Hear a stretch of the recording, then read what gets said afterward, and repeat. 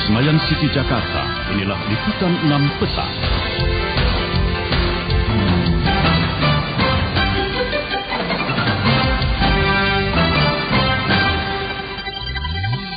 Sejak siang tadi Jakarta diguyur hujan, lalu lintas kembali tersendat.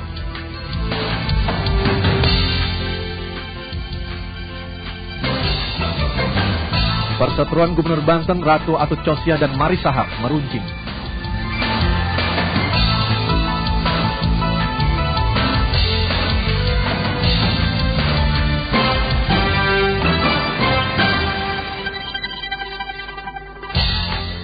Ya, selamat petang saudara, saya Aryo Ardi kembali menjumpai Anda dalam Liputan 6 Petang yang kembali kami hadirkan dari Senayan City, Jakarta.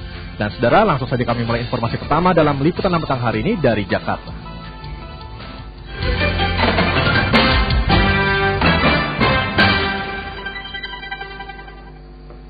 Saudara, tertangkapnya Jaksa Urip Trigunawan dengan barang bukti miliaran rupiah dalam bentuk tunai mengundang reaksi dari masyarakat. Keseriusan Kejaksaan Agung menangani kasus korupsi pun dipertanyakan.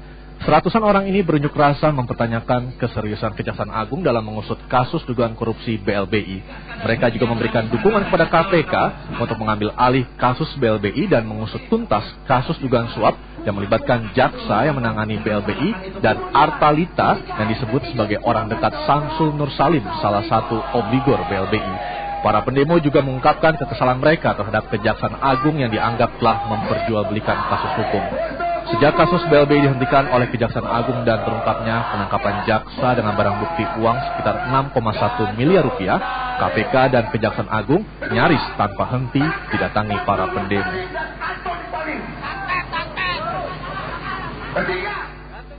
Kejaksaan Agung hari ini kembali melakukan pemeriksaan internal terhadap 4 orang jaksa dan staf atas kasus dugaan suap oleh obligor BLBI yang melibatkan Jaksa Urip Trigunawan. Dengan demikian, sudah 10 jaksa dan staf kejaksaan yang diperiksa. Jaksa Agung siang tadi juga memanggil Jaksa Agung Muda Tindak Pidana Khusus Kemas Yahya Rahman, namun belum diketahui apakah pemanggilan tersebut terkait dengan desakan untuk menonaktifkannya. Usai bertemu Jaksa Agung Hendarman Supanji, Jaksa Agung Muda Tindak Pidana Khusus Kemas Yahya Rahman menolak berkomentar seputar desakan penonaktifan dirinya.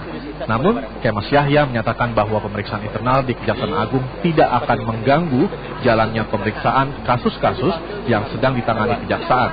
Hari ini, pemeriksaan internal oleh Jaksa Agung Muda Pengawasan masih terus dilakukan terhadap sejumlah jaksa dan staf yang berada di bawah koordinasi Jaksa Nonaktif Urip Trigunawan. Menurut Kepala Pusat Penerangan dan Hukum Kejaksaan Agung, penonaktifan seorang jaksa hanya bisa dilakukan jika yang bersangkutan ditangkap atau ditahan.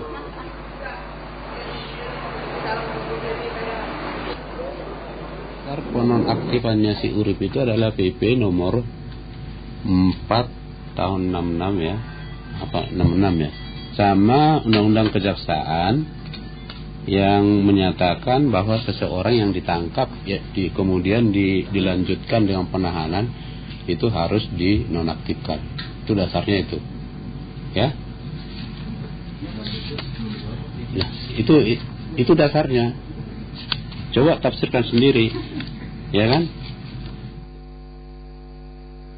Saudara, tabung gas LPG berukuran 3 kg yang menjadi program konversi minyak tanah ke gas LPG kembali memakan korban. Di Depok, Jawa Barat, tabung gas meledak dan melukai 3 orang. Peristiwa tersebut membuat warga trauma menggunakan gas LPG. Yamin dan kakak beradik Entong dan Nalin sempat merasakan panasnya api yang menyambar tubuh mereka akibat meledaknya tabung gas ukuran 3 kg. Kini mereka harus dirawat intensif di Rumah Sakit Bekasi, Pondok Labu, Jakarta Selatan. Meledak keluar api gitu. Ada suara ledakan nggak? Enggak, suara ledakan enggak, tapi gulungan apinya ini suaranya. Ya tolong diperapiin saya, gitu. Pada saya minta tolong perhatiin ke siapa? Iya, pada pemerintah lah. Peristiwa naas itu berawal ketika Aminah membeli isi ulang tabung gas dari sebuah warung di dekat rumahnya. Namun saat gas akan dipasang, klep tabung gas tak bisa kembali ke posisi semula, hingga gas terus keluar bahkan mengeluarkan api dan terbakar. Atas yang betulin ini, udah bangsa dia panik, dia bawa, dia tebur ke kolam, gasnya. Ya.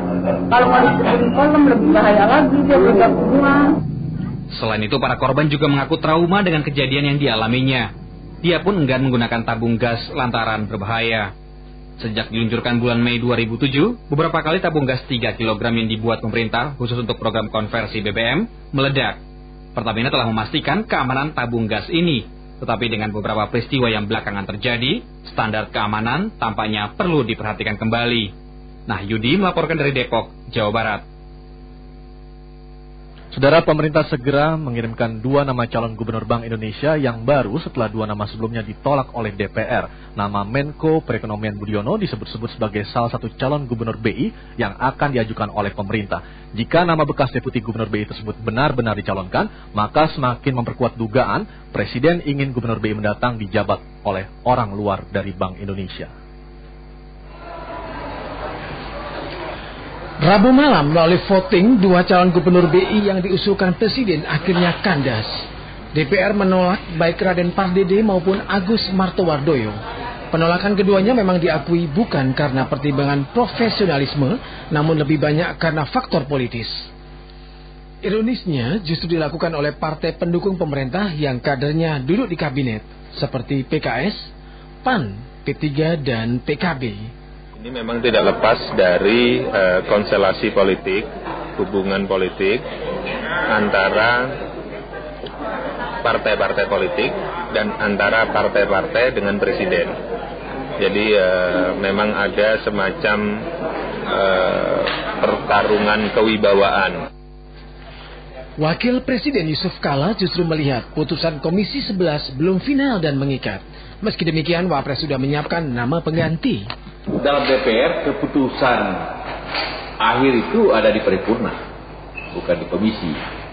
Jadi segala sesuatu tentu memungkinkan, tergantung internal DPR sendiri.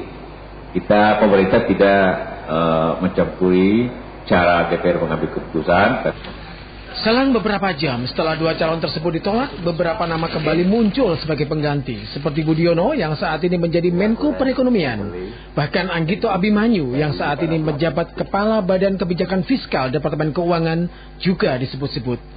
Bila sinyalemen ini benar pula dugaan selama ini Presiden Susilo Bambang Yudhoyono menginginkan orang luar BI sebagai Gubernur BI.